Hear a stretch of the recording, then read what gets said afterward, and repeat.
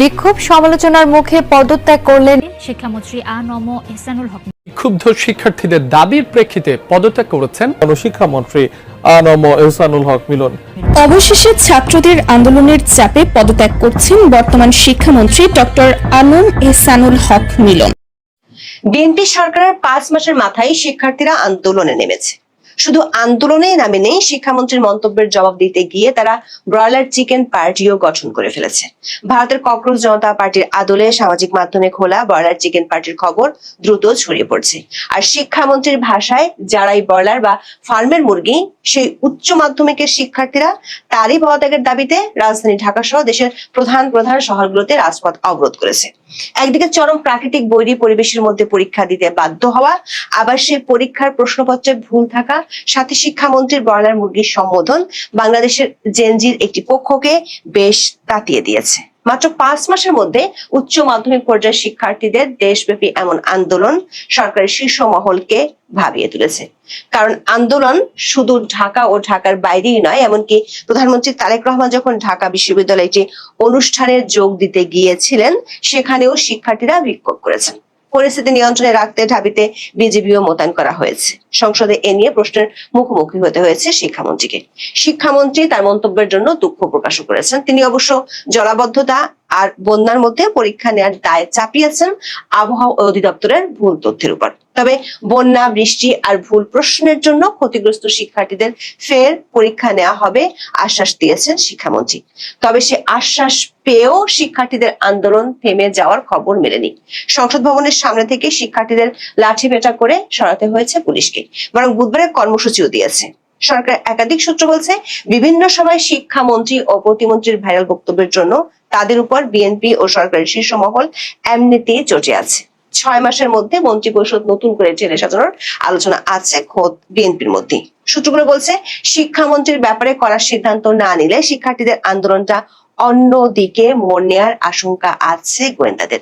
তাহলে কি মিলনের বিচ্ছেদ ঘটছে সরকারের সাথে? টানা কয়েকদিনে ভারী বর্ষণে বাংলাদেশের বিভিন্ন অঞ্চল পানির নিচে তলিয়ে গেছে।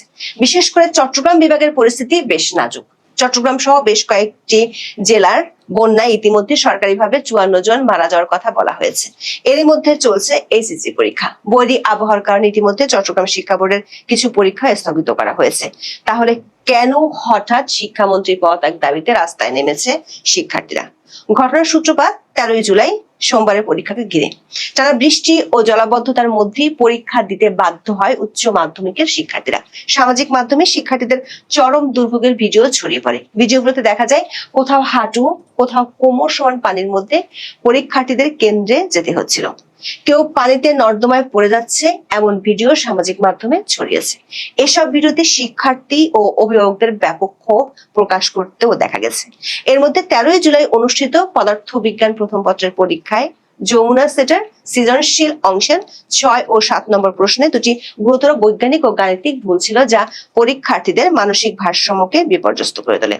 রাজশাহী বিশ্ববিদ্যালয়ের পদার্থবিজ্ঞান বিভাগের সাবেক উপাচার্য ও বিশিষ্ট পদার্থবিদ অধ্যাপক ডক্টর সালেহ হাসান নকিব সামাজিক যোগাযোগ মাধ্যমে একটি দীর্ঘ বিশ্লেষণধর্মী পোস্টে প্রশ্ন প্রণয়নকারীদের তীব্র সমালোচনা করেছেন। তিনি উল্লেখ করেন, এসএসসি ও এইচএসসির মতো দেশের সবচেয়ে বড় দুটি পাবলিক পরীক্ষায় এ ধরনের ভুল কোনোভাবেই গ্রহণযোগ্য নয়।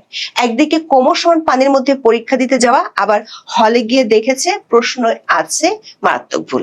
তাতে ক্ষোভে ফুঁসছিল শিক্ষার্থীরা। এই আগুনের মধ্যে ঘি ঢেলেছে 13 জুলাই রাতে সামাজিক যোগাযোগ মাধ্যমে ছড়িয়ে পড়া শিক্ষামন্ত্রী আ.ন.ম এহসানুল হক মিলনের 1.5 মিনিটের একটি অডিও ক্লিপ। ফোনালাপটি ছিল মূলত রাজধানীর ঢাকা সিটি কলেজের একজন নারী পরীক্ষার্থী এবং তার অভিভাবকের সাথে শিক্ষামন্ত্রীর। রবিবার রাতে ওই ছাত্রের অভিভাবক তার মেয়ের পরীক্ষা নিয়ে চরম উদ্বেগের কারণে শিক্ষামন্ত্রীকে হোয়াটসঅ্যাপে ফোন করেন এবং মেয়েকে অভয় দেওয়ার অনুরোধ জানান।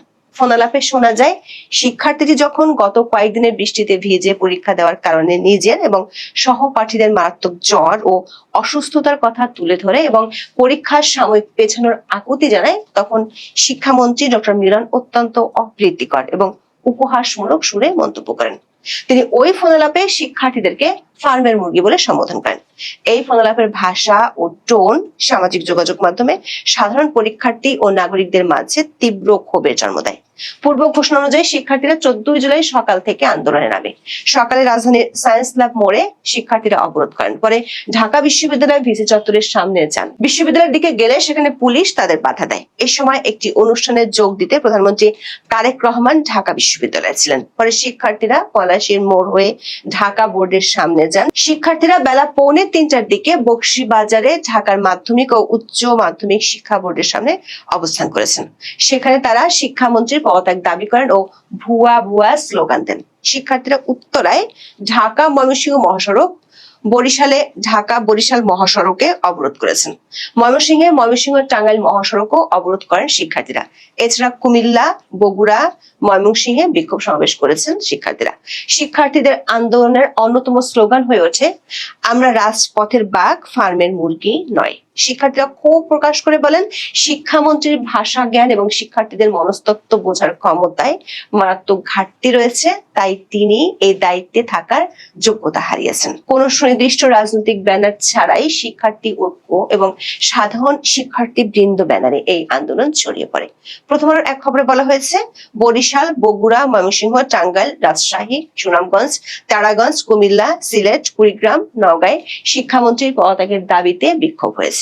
ঢাকার সায়েন্স ল্যাবে শিক্ষার্থীদের আন্দোলন চলার মধ্যে জাতীয় সংসদে প্রশ্নোত্তরে শিক্ষার্থীদের বিষয়গুলো দেখার আশ্বাস দিয়ে তাদের পড়ার টেবিলে ফেরার অনুরোধ জানান শিক্ষামন্ত্রী। এইচএসসির পদার্থবিজ্ঞান বিষয়ের ভুল প্রশ্নের জন্য পরীক্ষার্থীরা পূর্ণ নম্বর পাবেন জানিয়ে তিনি বলেন, যেসব কেন্দ্রে সমস্যা হয়েছে সেসব কেন্দ্রে প্রয়োজনে পুনরায় পরীক্ষা নেওয়া হবে। শিক্ষামন্ত্রীর এই ঘোষণার পর বিকেল 5:20 দিকে শিক্ষামন্ত্রীর পদত্যাগ সহ 3 দফা দাবি তুলে ধরেন শিক্ষার্থীরা। সেগুলো হলো, অনতিবিলম্বে ওই দিন সন্ধ্যা 6টার মধ্যে শিক্ষামন্ত্রীকে পদত্যাগ করতে হবে এবং অসঙ্গতিপূর্ণ কথাবার্তার জন্য ক্ষমা চাইতে হবে। যারা 13 জুলাই অস্বস্তিকর পরিবেশে পরীক্ষা অংশগ্রহণ করেছেন এবং যারা করেনি সব শিক্ষার্থীদের পুনরায় পরীক্ষা নিতে হবে এবং আগামীকালের অর্থাৎ 15 জুলাইয়ের পরীক্ষা স্থগিত করতে হবে।